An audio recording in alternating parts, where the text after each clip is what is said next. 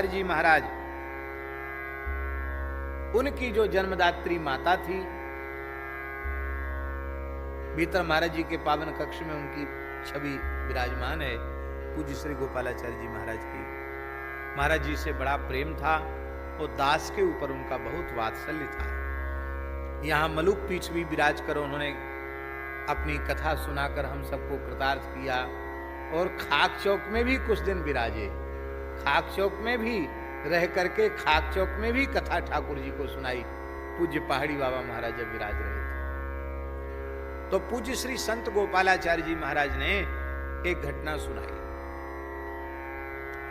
उनकी जो जन्मदात्री माता जी थी, उनको सिद्ध वात्सल्य था भगवान के प्रति। इतना वात्सल्य था कि 1 वर्ष 2 वर्ष नहीं, 9 वर्ष तक लगातार, 9 वर्ष तक लगातार श्री कनक बिहारी जी ने उनकी गोद में पौड़ करके दूध पिया, स्तनपान किया, साक्षात स्तनपान किया।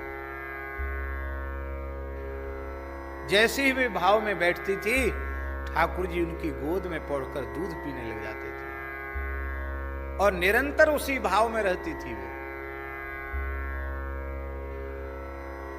और ये भाव ऐसे नहीं जगा, ये भाव, ये श्री गोपालाचार्य जी वगैरह सबका जन्म हो गया था, उसके बाद ये भाव जगा ठाकुर जी के प्रति पुत्र भाव। इसीलिए वो श्री गोपालाचार्य जी छोटा भाई मानते थे ठाकुर जी। मैया हमसे पीछे दूध पिया, सबसे पीछे उन्होंने दूध पिया, तो हमारा प्रसादी दूध पिया उन्होंने, तो सबसे छोटे भाई तो हुए ही। और बड़ा भाई, बड़े भाई के उसमें रहते थे। किशोरी जी को मानते थे कि हम उनके जेठ हैं। बोलो वृंदावन बिहारी लाल की। तो पूज्य बक्सर वाले मामा जी हमने देखा है कि जैसे ही विवाह उत्सव में श्री गोपालाचार्य जी पधारते थे, जब जिस दिन मुख्य विवाह की तिथि उस दिन वो विराजते थे, तो साष्टांग प्रणाम करके मामा जी कहते थे कि जेठ जी आ गए हैं, जेठ जी आ गए हैं, जेठ जी आ गए हैं, कह के साष्टांग प्रणाम करते थे। तो उनकी माता जी की गोद में 9 वर्ष तक ठाकुर जी ने दूध पिया। एक दिन ठाकुर जी बोले कि हमारा विवाह कब करोगी, हमारा किशोरी जी से विवाह कराओ। तो बोले अब तो तुम दूध पीना तो छोड़ो, दूध पीते बच्चों का ब्याह थोड़ी होता है, दूध पीना छोड़ो, ब्याह लायक बनो तो ब्याह होगा, ऐसे कैसे होगा ब्याह। वो दूध पीना नहीं ठाकुर जी छोड़ते। अरे बोले इनका ब्याह करना तो दूध पिलाना छुड़ाना पड़ेगा। तो एक दिन माता जी ने अपने स्तन में कत्था लगा लिया कि ये दूध न पिए। ठाकुर जी ने दूध नहीं पिया फिर। और इसके बाद विवाह हुआ तो बड़े विस्तार से विवाह हुआ, बड़े अद्भुत तरीके से विवाह हुआ। उस विवाह की स्मृति सिद्ध संतों ने की कि साक्षात कलयुग में त्रेता का सुख लोगों ने प्राप्त किया। हमको भी माता जी के दर्शन का और उनके आशीर्वाद का सौभाग्य मिला। तो वे माता जी अयोध्या जी के एक सिद्ध संत, जो माधुर्य भाव के सिद्ध महापुरुष थे, उन संत के पास माता जी एक बार दर्शन करने गए। तो वे महापुरुष भी बहुत उच्च कोटि के संत थे। वे सखी भाव से उपासना करते थे, हम किशोरी जी की सखी हैं। तो वे कुछ ऐसी महिमा वर्णन करने लगे कि सबसे श्रेष्ठ तो माधुर्य भाव ही है, इसलिए प्रभु हमारे कांत हैं, हम उनकी प्रियतमा, हम किशोरी जी की सखी सहचरी हैं, इसी भाव से उपासना करनी चाहिए। ये भाव वो उपदेश करने लगे महापुरुष। इतना सुनते ही पूज्य श्री गोपालाचार्य जी की माताजी रोने लग गई। उनको रोते देख के उन्होंने पूछा कि आप क्यों रो रही हो। तो उन्होंने कहा कि हमको आपके पास बैठना पड़ा इसलिए हम रो रहे हैं। क्यों? कहते जो हमारी गोद में बैठकर दूध पीता है उसको पति बनाने की सलाह दे रहे हो। जिसे मैं बेटा मानती हूं उसको पति कैसे मानूं।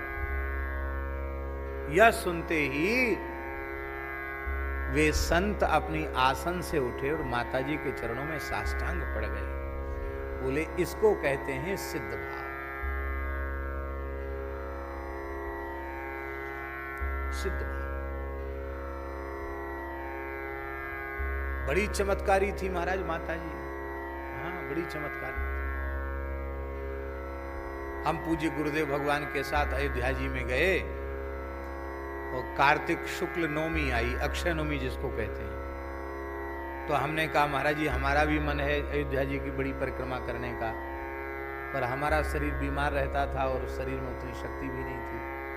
तो हमने कहा महाराज जी मन तो खूब है लेकिन भीतर से लगता है कि हम कर पाएंगे कि नहीं कर पाएंगे। तो महाराज जी बोले कि इच्छा है तो कर लो, योग है तो अवसर है तो कर लो, पर वहां श्री गोपालाचार्य जी महाराज के यहाँ चले जाओ, महाराज जी से आशीर्वाद ले लो, वो आशीर्वाद दे देंगे तो हो जाएगा काम, महाराज जी ने कहा। तो हम गए श्री गोपालाचार्य जी महाराज के पास, प्रार्थना की। हमने कहा महाराज जी ने ऐसा कहा है। तो हंसने लगे वो, बोले महाराज जी ने कहा तुम माता जी के पास चले जाओ। तो माता जी ऊपर कक्ष में थी, ठाकुर जी को लाड़ लड़ा रही थी। मैंने प्रणाम किया, सारी बात बताई।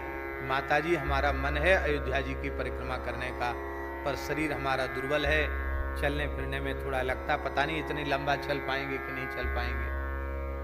तो माता जी ने मेरे सिर पे हाथ रखा और बोली हनुमान बेटा, ए हनुमान बेटा जाओ बाबा को परिक्रमा करा लाओ।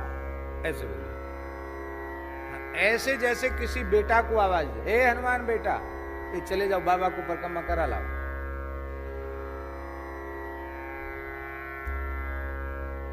आपको सुनकर आश्चर्य होगा, ऐसी एक नई स्फूर्ति आ गई। उसके पहले शरीर में कुछ बुखार ज्वर जैसा भी था, इसलिए तो हम कमजोर पड़ रहे थे।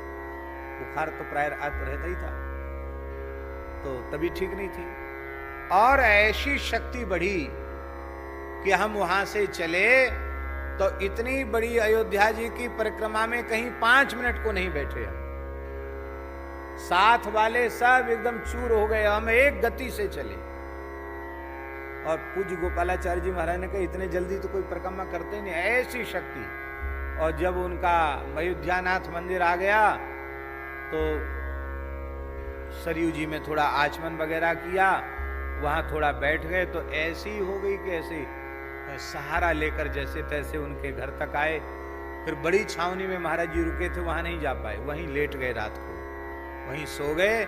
और इतनी थकान हो गई बाद में जैसे कोई आवेश उतर जाए कि फिर रिक्शा करके बड़ी छावनी गए। माता जी का प्रभाव देखा। तो हमारे कहने का आशय, तो घटना स्मरण में आ गई मेरे, पर हमारे कहने का आशय ये है कि सभी रस अपने आप में परिपूर्ण हैं, पर एक रस की उपासना के साथ दूसरे रस की उपासना जल्दी बन नहीं सकती है। पर भगवान शिव ऐसे समर्थ महापुरुष हैं कि वे 5 रसों का आचार्यत्व एक साथ कर लेते हैं।